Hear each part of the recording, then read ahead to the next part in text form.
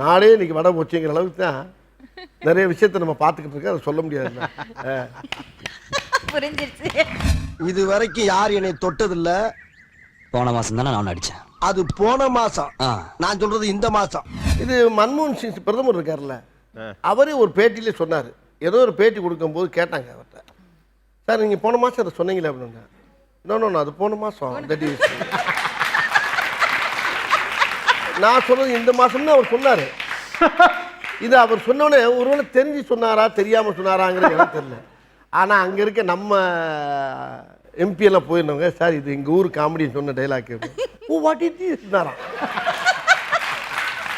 ஆமாம், இது மறந்துட்டு பேசுறவங்களுக்கு இது வந்து சரியான ஒரு மேட்ரு. டக்குன்னு அது போன மாதம் சொன்னதுங்க, அதை போய் இப்போ எடுத்துக்கிட்டு இல்லை, அதை இதில் போட்டாச்சு. போன மாதம் தான் அடி வாங்கினேன், அது போன மாதம். நான் சொல்லுது இந்த மாதம். கோமா பேசுகிறத விட அந்த இடத்துல நகைச்சுவையாக 2 வார்த்தையை நம்ம டைலாக்கை போட்டு அதை ஆஃப் ஆக்கிடுறாங்க. பெரும்பாலும் ஒரு பஸ்ஸுக்கு ஒரு அம்மா நிற்கிது. அந்த அம்மா நின்றுக்கிட்டு இருக்கும்போது ஒரு அம்மா வந்து ஏம்மா 12B பஸ்ஸு போயிடுச்சான்னு கேட்குது. அது ஏற்கனவே கடுப்பில் நிற்கிது. கிட்டத்தட்ட ஒரு அரை மணி நேரமாக நின்றுக்கிட்டு இருக்கு, பஸ்ஸு வரல. இப்போ இந்த அம்மா வந்து கேட்குது, ஏங்க 12B வந்துச்சா போயிடுச்சான்னு கேட்குது. இந்த டைலாக் வர்றதுக்கு மேலே என்ன பேசுவாங்க, அது எப்போ வருது எவனுக்கு தெரியும், பேசாமம்மா நீ நில்லு, நானே அரை மணி நேரம் நினைக்க உனக்கு வந்தோன்னு உனக்கு வருமாக்கும் பஸ்ஸு அப்படின்னு தான் பேசுவாங்க. அங்கே இடத்துல வந்து காமெடி உள்ள மிக்ஸ் ஆகுது. என்ன மிக்ஸ் ஆகுது, வரும் ஆனால் வராது. அது எரிச்சலை எப்படி தீர்த்துக்கிறது பாருங்க அந்தம்மா.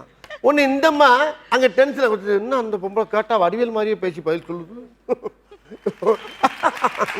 அங்கனக்குள்ள அந்த சண்டை வர்ற இடத்துல வந்து அதுக்கு நகைச்சுவை அந்த களம் மாறுது.